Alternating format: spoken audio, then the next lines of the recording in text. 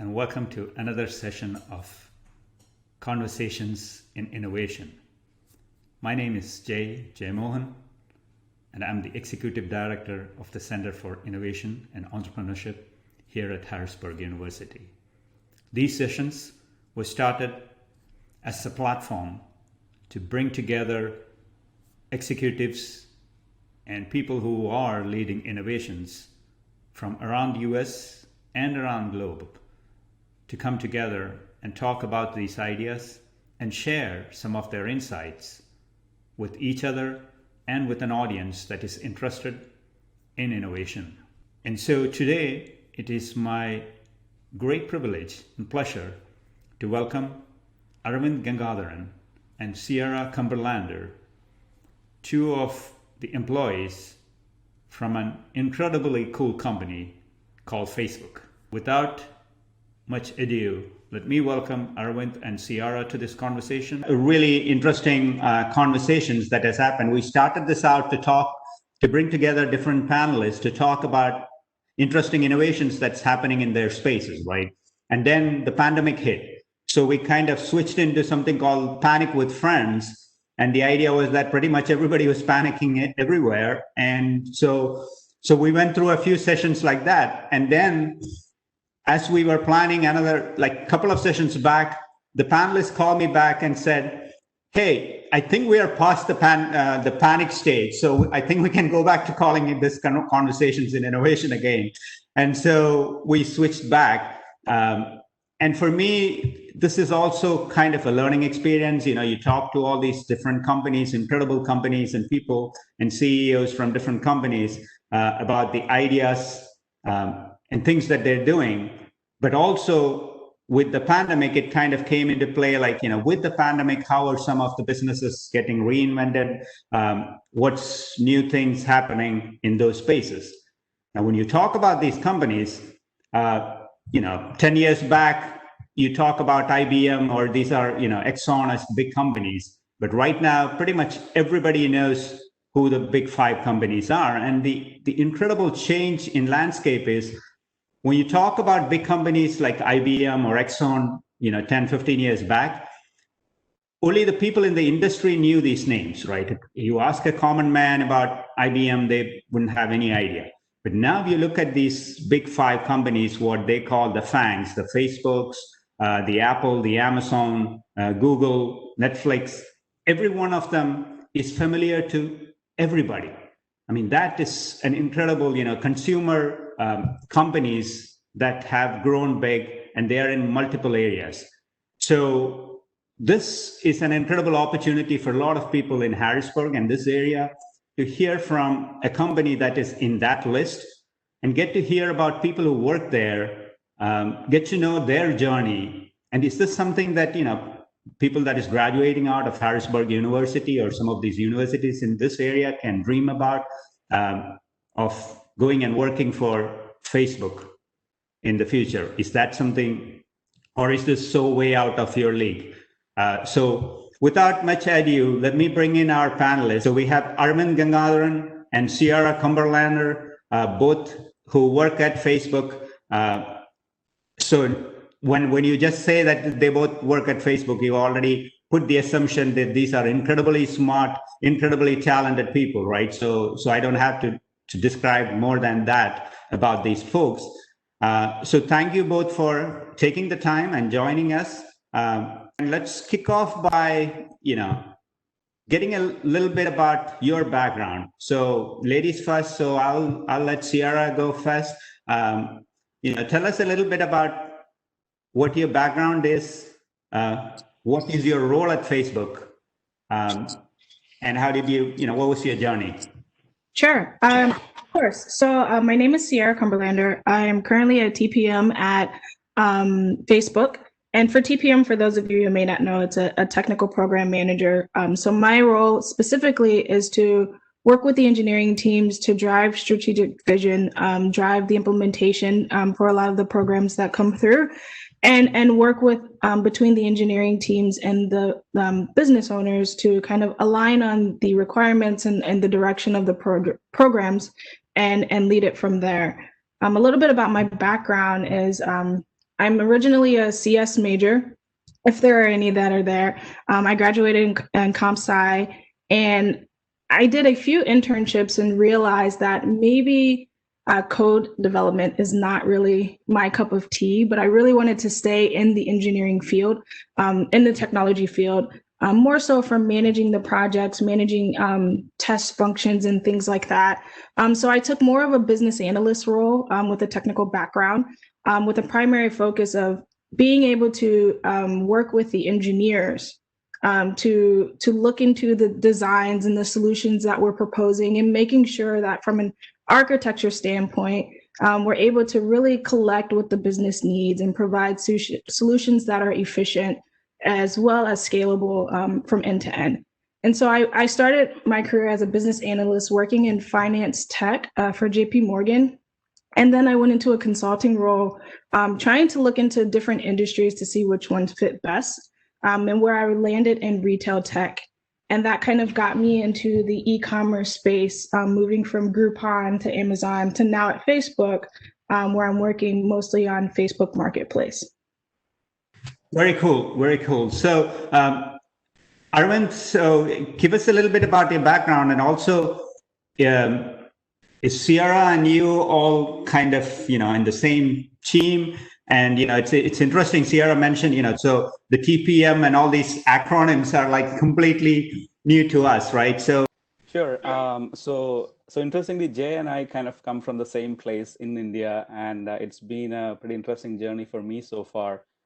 So I started off, my background is also in engineering. I started off as a consultant, and for close to 9 years worked with a small boutique firm, trying to build, custom solutions for some of our bigger companies like Costco or Amazon, people like that.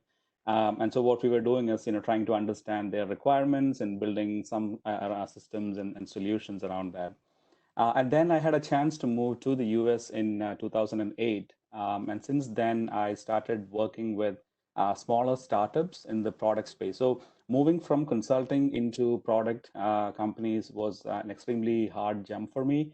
It was very difficult trying to tell people that, hey, these skills that you've acquired over a period of 9, 10 years are easily transferable and they can work in a product company. It wasn't easy to sell that idea. So I had to start in smaller organizations, 30, 40 member organizations, kind of build up my skills, trying to understand how products typically get built. How do we think about the end consumer? What are some of the needs? How do we think about building that into a product or a solution that can delight customers, right? So then I had this journey of starting off with 30, 45 member startup teams, moving into 300, 400 member startup organizations, then moved into slightly larger enterprise companies like Visa. Was working on many payments related products, financial inclusion related products. And then finally at Facebook over the last maybe 3.5 years. My role right now is also kind of in the technical program management domain, but I actually lead a team of about 15 TPMs. We build products that are all about enabling financial transactions on our platform. And what I really mean by that is anytime, for example, an advertiser pays for their ads on Facebook or Instagram, or you're trying to pay your landlord rent on Messenger, or you're trying to split the bill between friends who went out for a dinner on Messenger, or you're trying to fundraise and donate to a charity on Facebook. Or we also have peer-to-peer, like I can transfer money to somebody else on WhatsApp in certain countries that we've launched this product in. So any type of payments or financial transaction that hits our platform or a family of apps, it is our team that builds our products and features and solution that can support it. And again, I think I also use a family of apps. I'll explain what that is. So we call Facebook, Instagram, WhatsApp, Oculus, Messenger, all of these are different apps and they collectively call the family of apps. So anything that happens across these apps is something that our team supports. So I think that journey has been interesting because what I've tried to do is build skills over a period of time. I try to start off small, but then trying to build on that and continue to kind of show this path of, yeah, I have the right kind of learning skills and I can apply this to the next challenge that I take on. So I'll stop there, Jay. We'll explore a little bit more in other questions. So I'll stop there and hand it back to you. Well, it's really interesting because even for somebody like me who is in the technology space and spends a lot of time with them, is the first assumption most people make when you hear about Facebook or Google is that it's free, right? And then when you hear somebody who's in payment management in Facebook, so I want to explore that a little bit further, but we'll get to there. But I was just reading this. I think Mark Zuckerberg put this out a long time back, which said the thing that we're trying to do at Facebook is just help people connect and communicate more efficiently, right? And I think so. I did a startup, and so we know about these names and or these taglines and missions and visions, but I think this captures it very well. So from there, did that have something to do with you guys being part of this? How do you see that vision? Absolutely. So I think, like you said at the start of this, Jay, Facebook, while I was not working there, was this aspirational company, right? So I'd be driving home from the small startup that I was part of, and then I would have to cross through the Menlo Park region where this Facebook thumbs up sign was always there. And every time I would drive by, I would think, this is a dream organization. I don't think I can ever be a part of this organization. So that's kind of what I used to tell myself. But then I think what really happened was that, and I'll probably touch upon this later as well, all of my job changes after I've come to the US have been by virtue of the relationships I've built. So these have happened through referral mechanisms as opposed to applying directly. So I think I'll talk about the value of building networks a little bit later. But I think the mission speaks to us extremely well. So we have to you have to see if you can if you have the luxury of being part of organizations that are mission driven and your own personal mission kind of aligns with that, right? And so kind of aligned to the mission, overall mission for Facebook. So it is about bringing communities together. It is about bringing people together. So some of the products that, for example, Sierra mentioned, the marketplace product, where you're bringing people who have a need to sell, and you have people who have something that they want to buy together on a platform. That's again, bringing communities together. For example, groups products, where again, people within a small community, within a small geographic region, are kind of coming together and making things happen. Or they're talking about community events. They're talking about commerce within the sense of that community. So I, for example, have a couch to sell, and I'm advertising within a 20-mile radius. People within that radius could come by and say, hey, I want this couch and I want to get it out of your hands. So a lot of products we're building which are very aligned to that mission statement. We have a donations product, for example, that raises billions of dollars in money for charity, for fundraising events when the fires have happened, when hurricanes and tornadoes have ravaged wreck around the country, or it has happened in where earthquakes have completely torn down country. So I think a lot of products that we build are very much aligned to that mission, and it's extremely important for me, at least, when I look at a challenge or an opportunity, that it comes from an organization that has its heart in the right place. One of the things that Arvind mentioned, and as well as our mission statement, building community. So for me, as I continue along in my career, my goal is to work for companies that create products that have a global impact. I like being able to be in the scenarios where you may get indirect feedback on what you're building. Those are the best points of feedback and for you for a product that you're building. Just seeing how people interact on the day-to-day, and ideally when you're creating products and working towards global consumption, you really are looking at ease of life and ease of use, just making sure that the product that you have really fits very well into someone's day-to-day. And as we continue to grow, like that's how Facebook is. I remember when it first started, I was actually in high school, not to age myself, but I'm not that old. But it was completely different platforms. There was a high school platform and there was a college platform, and that was it to Facebook. And then to see where it is now is that it's a cohesive product now with different aspects to serve different needs across our customer base. You can just see the development of the product itself. And those are the kind of things that I want to be involved in, which is why, similar to Arvind, my entry to Facebook was on networking alone. Someone actually reached out to me as part because of my skill set and some of the other things that I've done for programs like Europe, panels that I had been on, and just said, hey, I think this might be a great opportunity. And so as far as the mission is concerned, I think Facebook does a really good job of standing by that mission, not just from the public, but internally as well. As we see some of these things like the pandemic, voting, the small businesses that are impacted, Black businesses that are impacted, Facebook is actually doing a very good job internally to support those causes and still help bring those communities together. More specifically, one of the engagements that I'm involved in now is really improving the life of us as TPMs in a remote world. Our jobs are very hands-on. We're very collaborative. Our main focus is to build the relationship between different business units and cross functions to help them engage and implement and execute faster. As TPMs, our jobs become harder in this remote capacity. Because we don't have the hallway chats or the water cooler chats that you're used to, where some decisions are made on the fly. So one of the initiatives that I'm involved in and I help lead is as a noob, which is what we call Facebook, a new Facebook employees within their first year. How do you engage and network and build those relationships within the company as a culture such as Facebook? It's as much as social internally as it is externally. So trying to continue to maintain those relationships and maintain those connections. There's a lot internally that's going on to help maintain that aspect going forward. And so for things like that, I can really appreciate companies who try to live their mission inside and out, and it will help you kind of see the cohesiveness and the seamless transition that they're looking for as an employee, but as well as a user of their technology as well.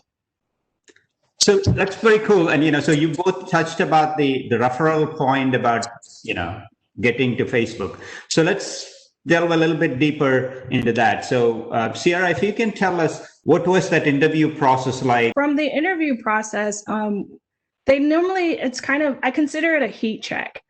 So they have a sourcer or someone, and this is actually very consistent with other technology companies that I've interviewed with. I've interviewed with almost all of the FANG except for Netflix.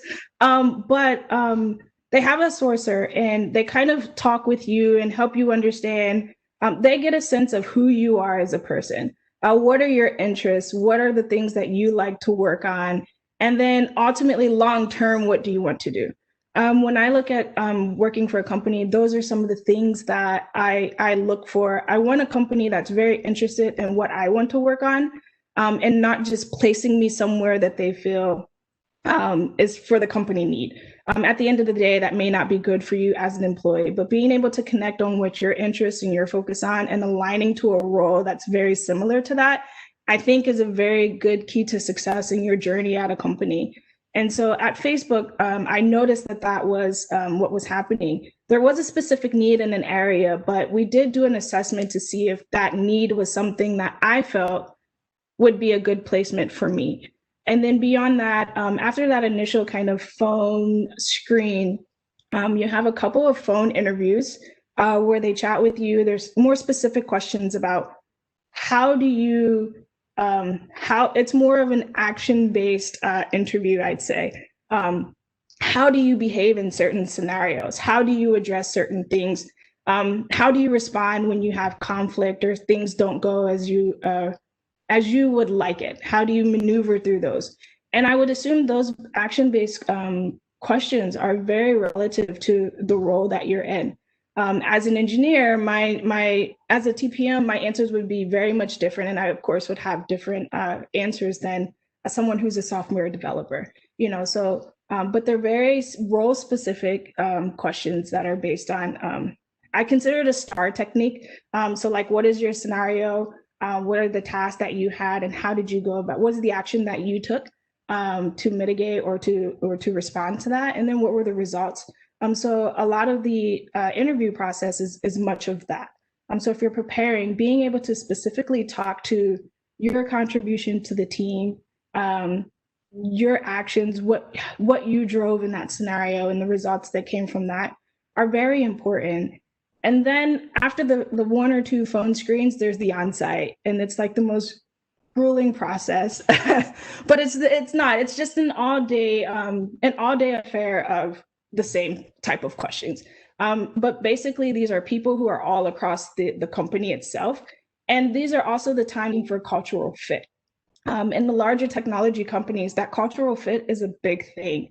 A lot of companies are not as I won't say professional, but they're not tie, button up shirt. It's a very casual, relaxed, and they're looking for people who are like-minded that can fit in that culture and kind of help move the needle a little bit while enjoying work, but doing work at the same time.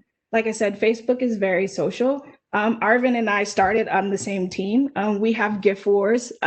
We laugh, we joke. Our team is very social. So that's another thing that they're looking for when you're going through that interview process as well. Well, thank you. Thanks a lot. I mean, that's really helpful and gives an insight. So Arvind, coming to you, the same question, but also on the flip side, because you probably are also looking at from a hiring perspective. So what do you look for when you are hiring somebody? Where's that first connection happening? Yeah, absolutely. So I can talk about a couple of things. One, I'll talk about how referrals have worked and networking has worked for me personally. And like I was saying, the last maybe 4 or 5 jobs that I've held have all come through somebody who I knew referring me and saying, hey, this might be a role that would fit well with what you're trying to do and what your background has been. So what I think, if there's one thing you remember from this whole conversation, it should be that try and network and build your connections as much as possible.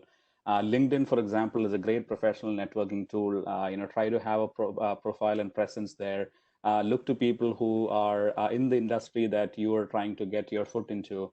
Follow them, understand what they're thinking about, what they're talking about. Respond to their posts with constructive comments, feedback, stuff like that. Reach out to them and see if they are willing to offer a helping hand or have a 30-minute conversation with you and kind of guide you in terms of how you're thinking right now. I do a lot of that conversations today. I want to kind of repay some of the benefits that I've reaped on the other side. So I do a lot of that. And a lot of people who are willing to volunteer their time and talk to you about stuff. So try and build those connections, right? And then also think about it in terms of who do you know who can really vouch for you? Who are your mentors? Who are your sponsors who can really kind of go out on a limb and recommend you and put you up for this right kind of jobs that might come by. So as you start off your careers, obviously your networks would be small, but continue building on that. Continue having trust-based, honest relationships with people, and I think that will go a long, long way in how you try and build your career. So that's one part of it. The second part of the question. So when I look for people to kind of join my team, one like Sierra was saying, the culture fit aspect is extremely important, right? So you need to be able to have fun while you're kind of in this rigor really. So for me, it's not just about what you're trying to build, what kind of challenges you're trying to solve, but it is also about who you're solving it with, right? So the team aspect is extremely important to me. So Sierra was talking about the number of on-site interviews that you have. We typically have 5 interviews when you come to our campuses, or today when it happens virtually. Some organizations, I won't name the organizations, need hiring yes to hire decision from every single person on that panel. But for example, at Facebook, we don't consider it that way. If you even have one person saying, no, this person's not a good hire, we might still make you an offer depending on what the feedback on the other interview loops have looked like. So, again, the advice here is if you feel like you didn't do well in one conversation, then don't let that affect your entire rest of the day or the rest of the conversation. Keep at it. Keep talking about your skills, your strengths, how you have adapted to all of this, and try to present that story well. The other aspect also is people always think that you need to have success stories every single time. But we also ask about failure scenarios, like when did something that you take on fail? How did you react to that? How do you, what does your resilience, right, look like? And how do you push through these failures and still make things happen? Because there's a big ask from the Facebook leadership, and it's part of a culture as well, that take these bold risks. You might fail, but then it is about how you learn from that failure, come back around and build a better kind of product. So we'd love to hear about those stories as well. I've definitely been on interviews and I've asked this question about okay, walk me through something that has failed, and people don't have good answers for it. They think they're talking about failure as a weakness. It is really not. It is about what did you learn from that experience and how have you applied it to your career and life. Back to you, Jay. Yeah, so it's interesting you talk about it. As a startup guy, I think I'll be a perfect fit at Facebook because I have more failure stories than success stories. Empathy is something that I have seen, and I think it's very important. And both of you come across as very empathetic people. So my question, I'll start with Sierra. The question is the culture at Facebook generally empathetic? Actually, yes, that's a very good question. At the time that I joined, so I joined around May of this year, so I'm fresh in, and I joined at a very difficult time because first it was the pandemic, and then right after that there were the George Floyd issues and the shootings. There's an interest in okay, I'll use Mark for example. I hope this doesn't go bad, but he did a very good job, in my opinion, to try to understand some of the concerns of the employees regarding the social issues that were happening. Not just Mark, but the managers as well. A lot of our teams were impacted by that. There was a lot of downtime as a company that we needed to take just to allow teams and team members to kind of break away, gather their thoughts, and not feel pressure to get work done. We're all about results. We're all about moving fast, but there is an employee aspect that I think the company really appreciates. And so from an external perspective, I saw Mark trying to communicate his feelings and exactly what he was learning as he responded to some of these social issues, because given that Facebook is a large external social platform, it's usually the first place things are communicated to the public. That's normally your first point of contact in seeing some of these issues, more specifically George Floyd. But while trying to manage the external perception, he was also internally trying to understand the plight of the Black community and understand the impact on the company as well. And our leadership as a whole, being new, it's the very first time that I've seen it. I saw everyone trying to really understand how everyone was feeling. And I think that's something that's good to see, first off, as a Black employee, but also just knowing that the camaraderie within your teams is there as well.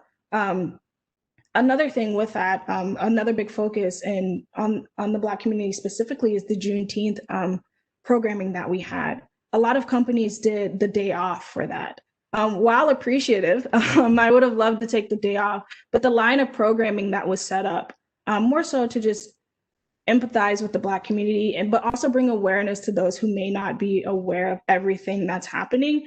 The line of programming and the heavy hitters that they had as far as speakers and keynotes were very key during that time, because even at a leadership, there was a leadership forum that I participated in with some of my cross-functional partners. They came away with books that they needed to read, questions that they just had dying answers to, just things that they've learned from that programming that was put together. So I think from an empathetic standpoint, from my opinion today, from May until now, I think it's a very important thing that Facebook is paying attention to, and they're really trying to address that, starting with internal and hoping that externally we see the changes and the public sees the changes that the company is attempting to make. That's fantastic to hear. And so since you said, from May, it's a shorter time frame. So with Arvind, I think we can go a little further back and, kind of want to hear about, is that the culture that you see, the empathy part, just like you, but also how do you, as one of the program managers or kind of one of the people who has a team, make sure that happens across your team? And one thing I forgot to maybe call out earlier is you would think that we have both TPMs on the panel. We actually had Taylor, who comes from a creative function. Unfortunately, she had a personal emergency this morning and is unable to make it. But she would have also talked about how we use this or leading from empathy from a product building standpoint as well, right? So most often, we are sitting in the West Coast building products for people who are across the globe and trying to use these products in the remotest parts of the world as well. So how do you empathize with them? How do you build the right products that work for them? How do you get an understanding of the kind of life that they're living, and try to build products and solutions that really cater to them, right? So that's a big part of our journey as well. So when we actually interview people, and talked about this earlier, there are 5 loops, there are 5 interviews that happen on the on-site level. One of them is actually talking about culture fit, and a big part of that is, do you have the right kind of empathy? Do you have the right kind of EQ to operate at FB? And a lot of times, people might not be, might be saying no to your ideas, no to certain things because they have a different viewpoint. They have a different point of where they're coming from. How do you understand what that point of view is? How do you then try and reconcile it with yours? How do you then work out a solution? Or are you up in arms right away? Are you escalating left, right, and center because of this conflict that you had? But can you demonstrate the right kind of empathy to be successful here? And in fact, that is probably one interview that if you get a strong no hire from this person who's doing it, you might actually lose out, because you could have good hire decisions on all the other 4 interviews, but if this culture fit thing does not come through, it'll be a harder sell for us to kind of say, yeah, this person can be successful here, because that's the most important thing we look at here.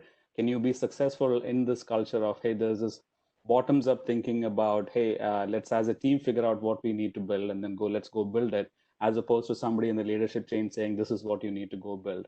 And when you're trying to do that, when the team is trying to build things together, you need to have the right EQ. You need to have empathy for people who are building this for, our end users, but also people who you're building this along with, right? So that's an extremely important thing to have, and it's something we look at in our interview loops. Do they expect TPMs to really know the domain beforehand before you get hired for a role? Yeah, I can try and take that. So we typically look for people who have that background and who can, kind of what we call hit the ground running. Because with that, when you start on a team, you come in with a lot of credibility that you know this domain, you know the space, you've done this before in other companies, and you can bring in that knowledge to this as well. But at the same time, we also look for if it's an exceptionally strong candidate who is what we call a generalist. That is, let's say we are trying to hire for marketplace, which for example, you need maybe e-commerce and payments related skills for that role. But you come from an advertising background, you come from marketing, you come from a completely different background. But if you're an exceptionally strong TPM, you've demonstrated success in other companies, you understand this culture at FB is where you're bringing teams together quickly, building a product, launching, getting feedback, coming back and improving it. And if you're able to demonstrate that throughout our interview process, then absolutely yes, we will be able to hire generalists. But again, you should obviously be aware that there will be a very steep learning curve for you, because you are expected to come in and keep things moving. And so you will need to work with all of your key partners and make sure that you are getting all the learning that you need to be successful. So you probably would need to become what we call a just-in-time subject matter expert. So figure out what the learning points are and then make it happen. But so the other question, I think, Sierra, you can probably answer, because you kind of alluded to the second round interviews and all of that. So I think that's what this question is about. How does the second round differ from the first round? And what does that round focus on? And how many people would you be interviewing with? Is the question? It's very specific. It's very specific. I actually saw it. There's actually another question in the Q&A section that I wanted to address too, as it really pertained to something that Arvind was talking about. But I will respond to this one. So your recruiter definitely helps you prepare for the interview itself. So each round is definitely targeted, where your first screen might be more of a behavioral questions. They're asking about certain scenarios as well. So when we're talking about focus, there's a program focus where they're looking at, how you manage your program and execute products within that domain. And that technical aspect will help you, or basically goes into, as a TPM, one of the things that they look for us is high level design. One of our goals is to be able to drive the technical discussions and the design discussions with the teams. And that doesn't mean that you need to know specifically, we're going to use this type of API or this type of database or this but you need to be able to ask the right questions when we're designing. Are we considering these external components? Are we able to reuse something that's already available? During your interview process, you may not be able to answer that directly with with the company that you're interviewing, but when they're talking about the background for that, that should be something as a TPM that you've done in your previous role. So being able to speak to those specific examples on where you challenged your engineering teams on their designs, or you maybe help the team realize that, hey, we don't need to build something, we can reuse an existing platform that another team may have built, and how do we integrate there? Those are kind of the things from a technical standpoint that they're looking for from a TPM perspective. There's also the general knowledge of how to build a web app or things like that. Just knowing high level components and being able to speak through those designs are key as well, that I've learned as a TPM. And so there's that, and then they have the culture fit section. So that's 3 of the 5 on-sites. But your recruiter does help you know what each interviewer are looking for, and they also give you a bank of they have a specific bank of questions, question bank that they help you kind of prepare your answers ahead of time, so that you are a little bit more comfortable and you're not speaking to it on the fly. What are some of the things that you saw, and also that new people who joined the campus are like surprised, or Yeah, a few different things. Again, even before joining Facebook, like I was saying, I would drive by the campus, and initial days there wasn't a lot of security, so you could kind of drive into the parking lot, just park there, and just be in awe and wonder of what this campus looked like. So Facebook actually, in the California Menlo Park office, we actually bought over Sun Microsystems offices. And there is this place where, so when you drive through, you can see the Facebook thumbs up or the like sign. And behind that is actually the Sun Microsystems logo. And so that's where they had the original Sun Microsystems logo and everything. We have not removed that. And the reason for that is, Sun was one of the most successful companies early on, right, in the 90s, and maybe even early 2000s. And then they forgot to innovate, and they didn't maybe listen to the end users, the end customers, and they had a pretty bad decline, right? So that is a reminder. So we've kept that logo there as a reminder for everyone who comes through to kind of say, if you fail to innovate, if you fail to listen to your customers, if you're not empathetic about users, then this is the same thing that can happen to any large organization. So, have that thing in the back of your mind. So that's one, right?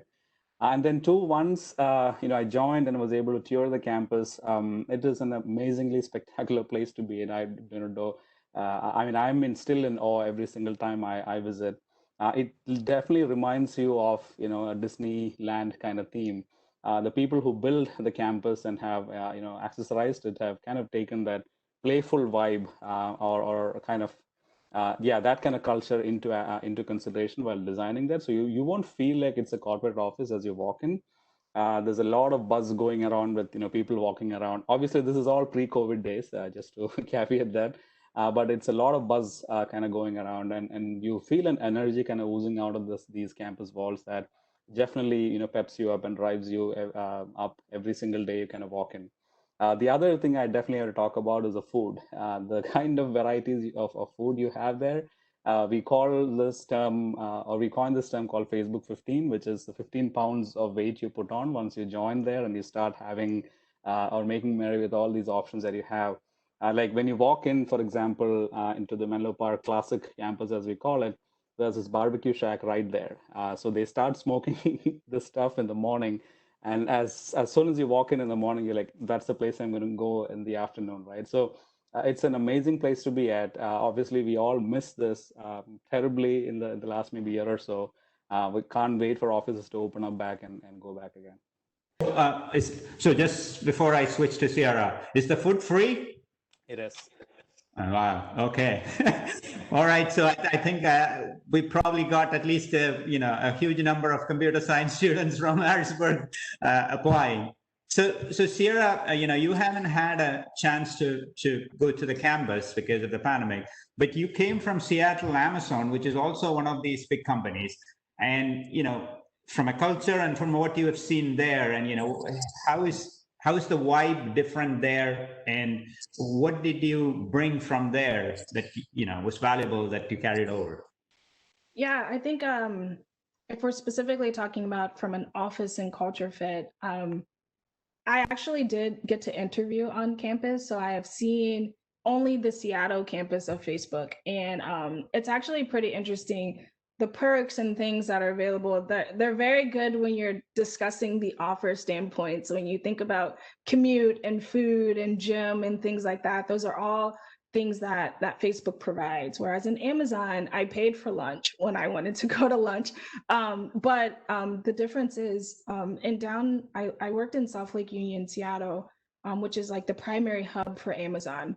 And it's like two Facebook buildings nestled into 100 Amazon campuses. So from a culture's perspective or just an office standpoint, each building for Amazon is very different. One has a putting green throughout the entire first level of it. Another building, mine specifically, was probably one of the most boring buildings on campus. All we had was a cafeteria and offices.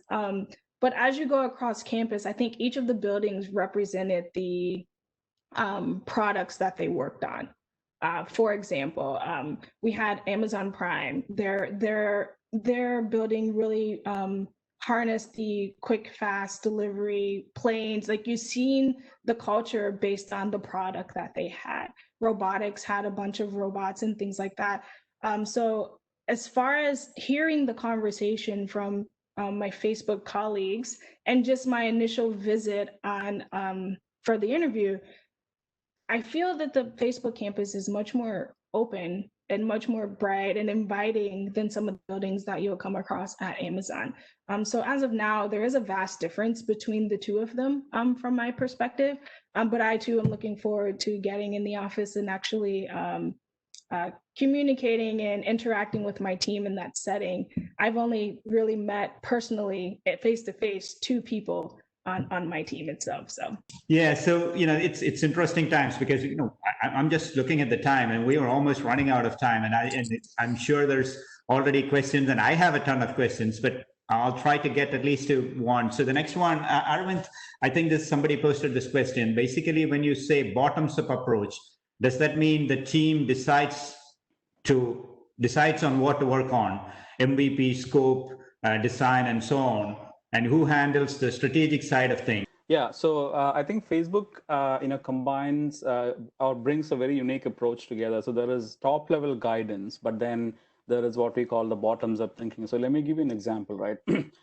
Maybe the top level guidance or problem statement that the leadership is seeing is that there's a certain demographic or cohort of people who are maybe using our products lesser over maybe the last year or so. And let's, for the sake of this argument, assume it's teenagers, right? So that could be our overarching kind of business problem or statement. Now, every single product or team can take a very different approach to that, right? So, for example, the games team who are building games on Messenger or Facebook can say that, okay, then let's look at games that are most interesting to people and in that demographic, and let's maybe crank up our efforts in building those products and solutions there. The videos team could say, okay, let's look at what kind of consumption happens in that demographic. What are people creating? What are people consuming? Where is the most amount of time being spent? Are these short form videos versus long form videos? What other features do we need to build in our videos product to, again, bring up that community together? Our marketplace and our commerce efforts could be about very different. So we should maybe be thinking about what kind of influencers on Instagram that we should tap into, and who are these people who are selling the most to that kind of user base? What kind of product should we bring in? What kind of, as in like, e-commerce product should we bring into this platform? So every single team can take a very different approach to building the right kind of solutions. And as TPMs, it's our responsibility to bring together people and different kinds of functional teams together to have the right kind of solutions in place. So, for example, a lot of the initial thinking happens from what we call the user research team, our data science teams, our product marketing teams, and figuring out and scoping out this problem. So we need to really understand what we're trying to solve for and understand what solutions would make sense. And then we bring together product strategy teams, product teams, engineering teams together, and then try and build the right kind of solutions. We also have to think about what kind of market should we roll these products into, or what kind of testing strategy should it look like? Should we roll out to maybe 1% of our 2 billion users and get some feedback, or should we do some form of in-market testing with a smaller number of people, maybe 1,000 people, and get some feedback on? So everything that after that top level guidance is issued, everything that then flows from there is on individual teams to kind of go figure out. And that same level of thinking and cascading down happens across the food chain. And so every single team has a bit of flexibility in determining what they want to do. Obviously, I don't want to make it sound like it's a wild west out here. There's also a lot of checks and balances in place, right? So you need to be reviewing your plans with your leadership. You need to be thinking about, are we on the right track? You need to be asking those very specific questions to determine if the product is on the right track. If not, then you got to have the right kind of decision-making framework in place to quickly pivot and go build build a better product, or go in a different direction. So that's typically how product building happens here. So thanks. So Sierra, if there's anything you want to add from your perspective, please. But also as we are getting towards the end, a couple of really important questions that I'm sure people want to hear is, what are some of the technologies that you are seeing emerging that the next generation of job aspirants should be prepared for? Well, for that question specifically, I think it's role based, so I think it primarily depends on what you're looking to do as a career. Me specifically, I can speak from maybe an entry-level software engineer as well as a TPM or program manager perspective. From a soft skills, communication is definitely one of them.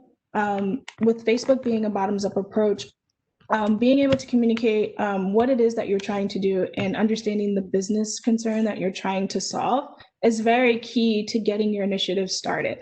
Facebook is a very impact-driven company.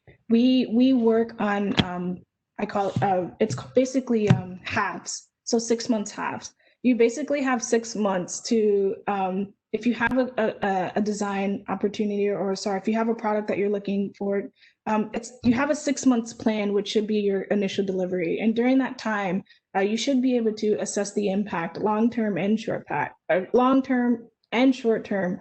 And that will kind of help the team decide whether or not you'll move forward. So from a skills perspective, being able to articulate what it is that you're trying to do, the problem that you're trying to solve, and understanding the risk and some of the identifying the risk and dependencies for your project are going to be very key. Also, they're not things that you have to do alone, but being able to build the relationships and have that type of networking mentality to get with partners to help you build out your vision or your goal is going to be very key. From a technical standpoint, I don't know if I'm really the best one to answer that because I'm not directly a software engineer, but I do think you should really hone in on what it is that you want to do. If you want to do AR and VR, have examples during your interview for those particular things. Be able to speak to the technologies, both past and present, that impact that field that you're in.